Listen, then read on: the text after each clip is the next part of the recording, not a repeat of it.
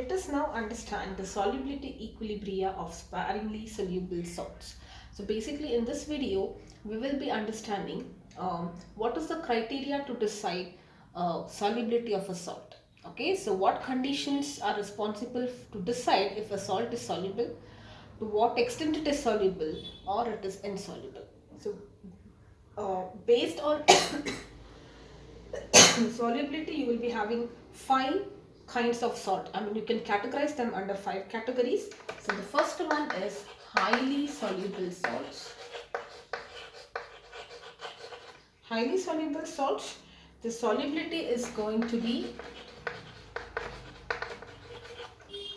greater, much greater than 0.1 molar. Okay, so like for example, sodium chloride, calcium chloride, highly soluble. Category 2 is going to be soluble salts. Not really highly soluble, but decently soluble. And the solubility should be just greater than, not very greater than, just greater than 0.1 molar. That means, what is the meaning of this? If I take 0.1 molar, you know, number of moles per liter in 1 liter of solution, this much of salt is going to be soluble. That is what it means. Alright, so yes, so this is highly soluble. The third category is going to be slightly soluble.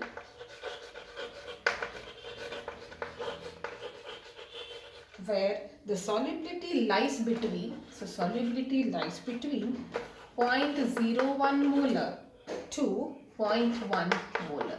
In this range it lies between. Okay, the fourth category is going to be sparingly soluble, like almost hardly soluble kind. Okay, so the solubility is less than, okay, solubility is less than 0.01 molar. Now here it was 0.1 molar. Now it is, you know, very less moles are soluble in 1 liter of a solution. And when you say insoluble, it means that solubility is very less than 0.01 molar solution. Like for example, lithium fluoride. Remember these examples because they are there in your textbook. So sodium chloride, calcium chloride, highly soluble. Lithium fluoride is almost insoluble. And majority will be talking about these 3 categories here, and we'll now understand on what factors how are these salts, why are these salts highly soluble, why are this insoluble. So we'll try to understand what factors decide the solubility, okay, especially sparingly soluble. Yes, so the first factor is, there are 2 factors which determine. The first one is the lattice enthalpy. We are already familiar with this term. And the second one is the solvation enthalpy. Okay, so both the terms are clear. So let us now understand the meaning of lattice. We know this. So what is lattice enthalpy? Energy, it is that force which keeps the ions together in a molecule or in a crystal lattice. So lattice enthalpy is the energy required to separate the ions in a crystal lattice in 1 mole of its salt, or salt which is in the form of crystal lattice. So if you are taking 1 mole of a salt and the salt is arranged in the form of nice lattice crystals, what energy you need to separate them out? That energy is what we call as lattice enthalpy, and this is going to be provided by the solution. So it's going to be positive here. Okay, it is to be provided by the ion solvent interactions basically. And remember, it's not relevant here though, but lattice enthalpy will be negative. The same amount of enthalpy will be released when energy, during the formation of crystals. When ions come together and they crystallize, the same amount of enthalpy is released. But here we are trying to, it is about dissociation, solubility, right? So dissociation means it has to break. So in this case, positive makes sense. Let us understand solvation enthalpy. This is the energy liberated, given out. Okay, so energy released when 1 mole of a salt is dissociated, the 1 mole of the salt which is in the form of ions, okay, gets hydrated. So when water molecules attach to it, remember, especially if they are strong cations, the water molecules get hydrated. So during that case, enthalpy will be released. Alright, so this is going to be negative always.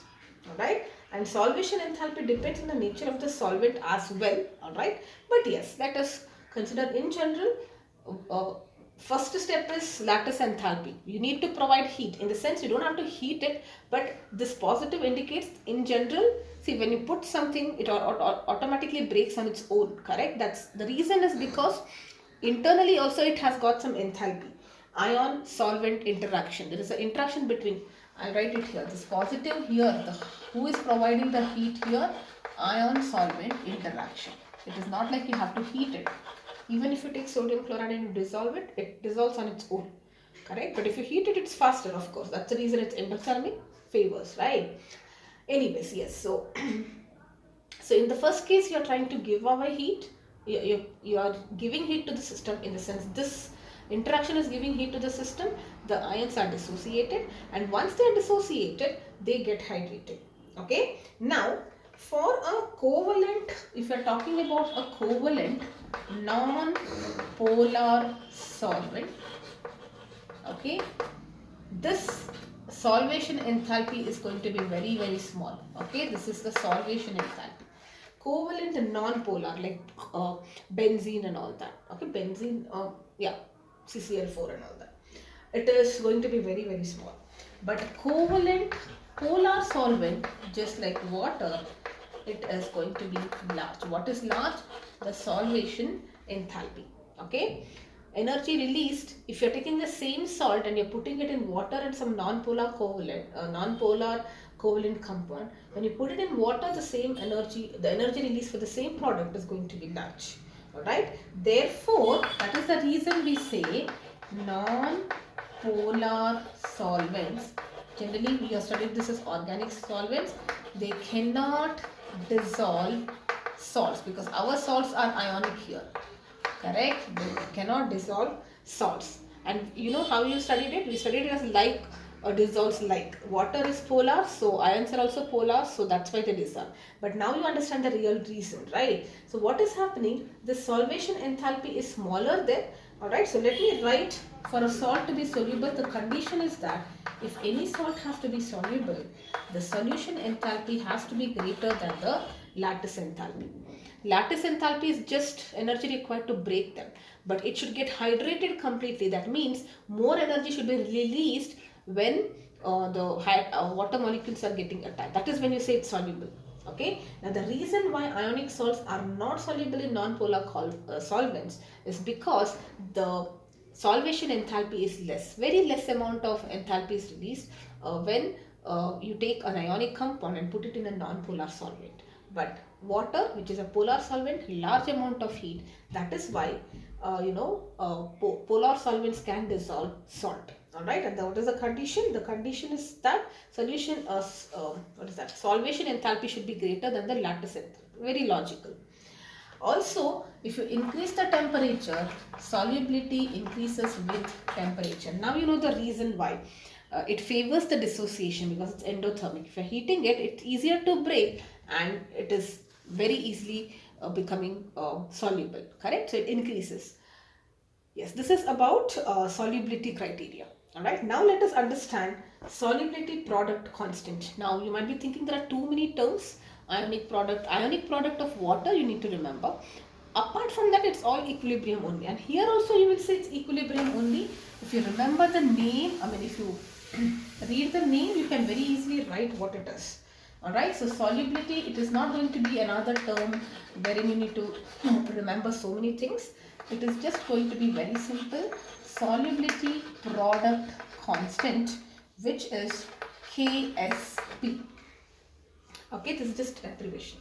Now, think about it. Solubility comes into picture when you have a salt.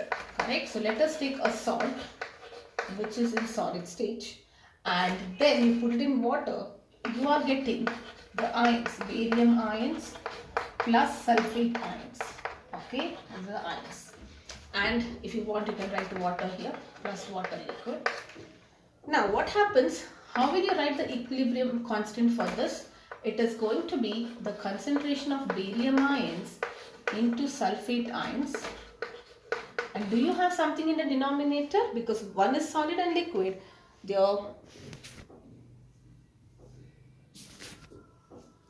Okay, solid and a liquid, their concentrations are fixed. So of course, we are not going to write anything in the denominator because it's 1. Okay, now here you can see that that's the reason it is called a solubility product constant. So instead of just writing equilibrium constant, because we are talking about solubility and we are getting a product, there is nothing in the denominator, it is called as solubility product. It is nothing but basically what is solubility product? Product of the ions of a salt. Okay, so solubility product is nothing but product of the concentration of ions of a salt. Now for example, sodium chloride, what is the solubility product of sodium chloride? Concentration of sodium ions multiplied by concentration of chloride ions. Alright, now let us understand this. Okay, now if you have a salt with some which is not having the valencies are different. Okay, what I mean is something like this. This is zirconium phosphate. Okay, this is zirconium phosphate. If you see this, zirconium is in the 4 plus state and phosphate, the valency is 3 minus. So what happens when they dissociate? You will get 3 zirconium 4 plus 4 PO4 3 minus. Now in this case, when you are writing solubility product, here it is 1 1 because you are not having the stoichiometric ratios. But here when you write it, you will have to be careful. What will that be here? 3. Okay, you will have to write 3s. If you say this is the solubility S here, 3s raised to the power 3.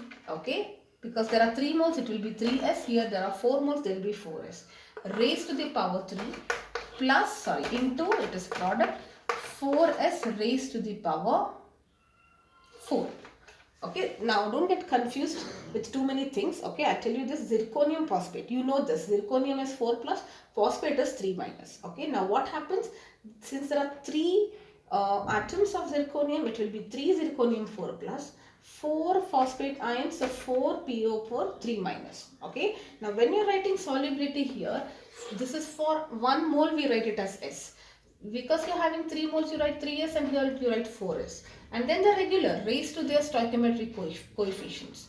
Correct? Power 3, power 4. That's all. Okay, so what will this be? 27 into 4 power 4 into s power 7 cube plus power 4. So this is going to be 6917 s power 7. And if you want the solubility here, S is the solubility, S will be equal to KSP divided by 6912 to the power 1 by 7. So, if you know a reaction and if you know the equilibrium, solubility product constant, I can find the solubility.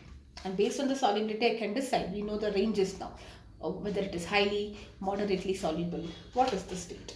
Alright, so there is a general equation for this, but it's there in my notes. I don't recommend you to read that. You can directly look into a problem and you'll get to know what I'm trying to say.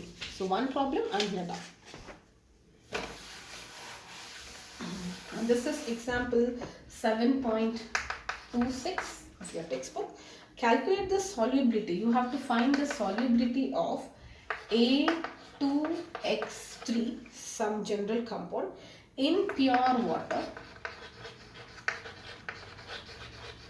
Okay, assuming number of ions, assuming no ion reacts with water. Okay, so this is the assumption.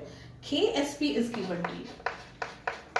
KSP will be 1.1 into 10 power minus 23. Alright, so let us write the reaction. This is A2X3. That means the valency of X is 2 minus whatever. Now how do you know whether it is plus or minus? Whatever is written first should be electropositive. So this should be 3 plus and this is 2 minus. I believe this much you can write. Now when you write the reaction, there are 2 moles of A. And what is the valency of this? Valency of A is 3 plus. So we are going to write this plus how many moles of X? 3 moles of X So you'll write x3 and the charge on x3 is 2 minus. I hope it is clear. Okay, so that's why I've written the charges here. So the solubility here will be 2s because there are 2 moles, 3s because there are 3 moles. Now let us write it. Ksp is what? 2s raised to the power of 2 and 3s raised to the power of 3 because they have to be raised to the appropriate, or you can blindly remember whatever is here, the same is the power. Very simple. Okay, and that should be equal to 1.1 into 10 power minus 23. So what will this be? 4 into 9, 27. Okay, this is 4 into 27, s power 5 will be this much. Okay, and you will be getting this as, if you want to calculate s, I directly write this. So s will be equal to 1.1 into 10 power minus 23 by 27 into 4 is 108 whole power 1 by 5.